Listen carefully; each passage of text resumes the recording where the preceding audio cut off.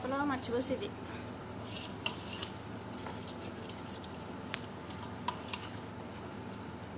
పెద్ద పచ్చిమిరకాయ, ఈ నిమ్మకాయలు, నిమ్మకాయలు ఇది ఉడికాక అందులో చేప ముక్కలు వేపేసి పెట్టేస్తాం. రోజు చేపలు అయ్యే మాసాలు చేపలు చూపిస్తుంది అనుకోకండి.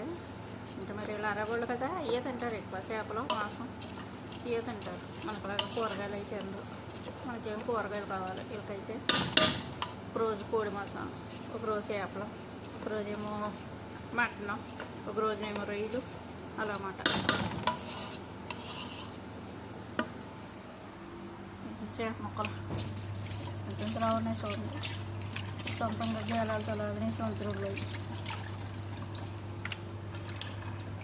పెద్ద లావున్నాయి. నాకు లావుగానే ఈ ముక్కలు ఈ యాపి ఫ్రై అన్నం పైన పెట్టాలన్నమాట.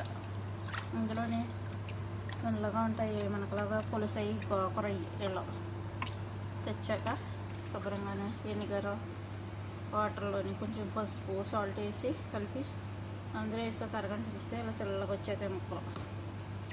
సరేనా? ఎక్కువ వేయకూడదు వెనిగర్, మళ్ళీ తక్కువ వేసుకోవాలి. ఎక్కువ వేసామనుకో మళ్ళీ టేస్ట్ అంత పోదనమాట, సప్పుగా ఉంటుంది. సరేనా? చూడండి, నచ్చితే లైక్ చేయండి. ఎవరు లైక్ చేయగలిగితే సరేనా? రోజు నేను తినేసాను అనుకోకుండా నాకు అది రవ్వలకి కొంచెం చేపలో మాసాలే ఉండాలి. సరేనా?